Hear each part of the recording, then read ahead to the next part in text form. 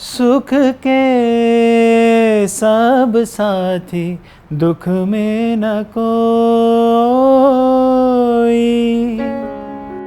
क्या तुम कभी अपने किसी राइवल, कॉम्पिटिटर या दुश्मन की मदद करोगे?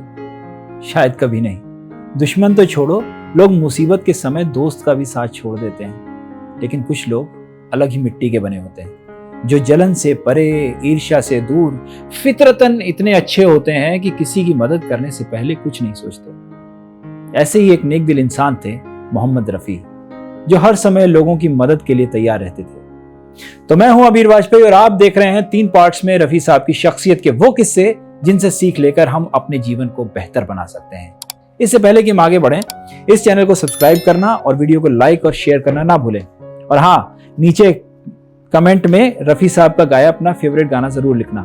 तो जैसा हमने आपको कल बताया था कि कैसे रफी ने अहंकार जैसी चीज को मन में न रखकर और अपनी विनम्रता से पूरी दुनिया को अपना कायल बनाया, उस वीडियो का लिंक मैंने डिस्क्रिप्शन बॉक्स में डाला है, उसको भी देखिए और कमेंट, लाइक और शेयर कीजिए। तो बढ़ते हैं अपनी कहानी की ओर।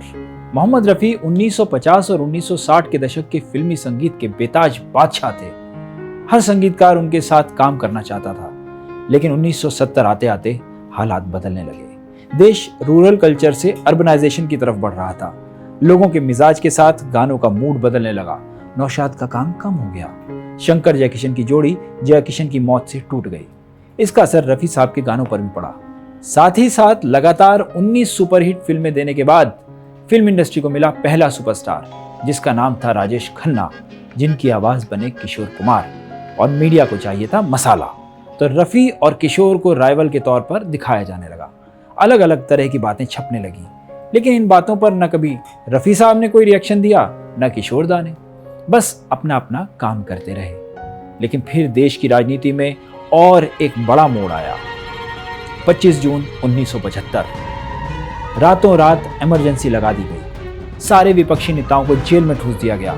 यहाँ तक कि बॉलीवुड के लोगों को भी बख्शा नहीं गया। उनसे कहा गया, आप सबको गवर्नमेंट की पॉलिसीज का प्रचार करना है, वो भी फ्री में। किशोर कुमार को भी आईएनबी मिनिस्ट्री से एक डेलीगेशन गया, तो उन्होंने साफ मना कर दिया। बोले बिना पैसे के अपन नहीं गाते। और कहा जाता है कि उन्होंने उन अफसरों को बांग्ला में एक से एक मोटी गाली देकर अपने घर से निकाल दिया।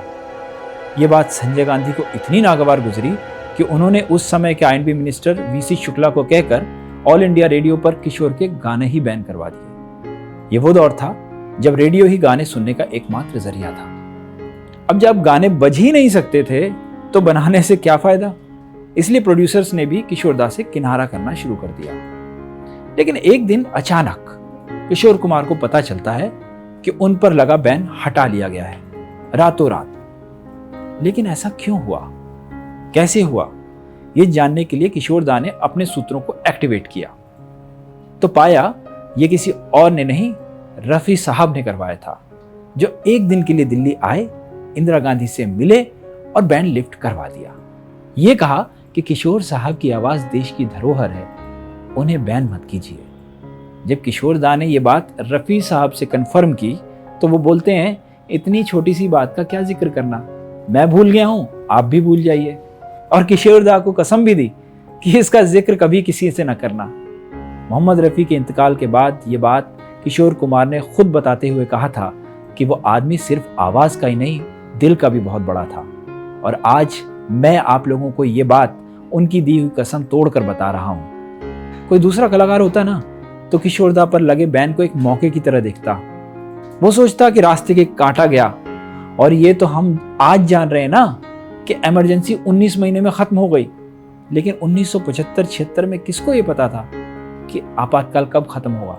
और अगर रफी साहब उस दौरान किशोर की मदद ना करते तो भी उनको कोई कुछ कहने वाला नहीं था। लेकिन उन्होंने अपने बड़प्पन के जरिए इंसानियत का वो सबक दिया जो आज के ज़माने में बहुत कम देखने को मिलता है।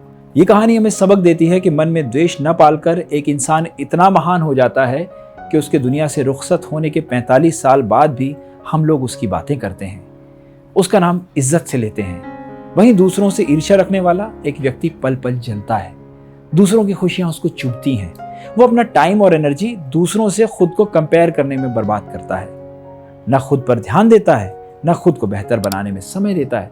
तो भाई लोगों, रफ़ी साहब की आज की कहानी से सबक लेकर अपनी जिंदगी से जलन को बाहर का रास्ता दिखाओ और कामयाबी की तैयारी में लग जाओ। कल फिर होंगे रफी साहब के जीवन से जुड़ी एक और कहानी के साथ। तब तक के लिए हमें दीजिए इजाजत। जय हिंद, जय भारत।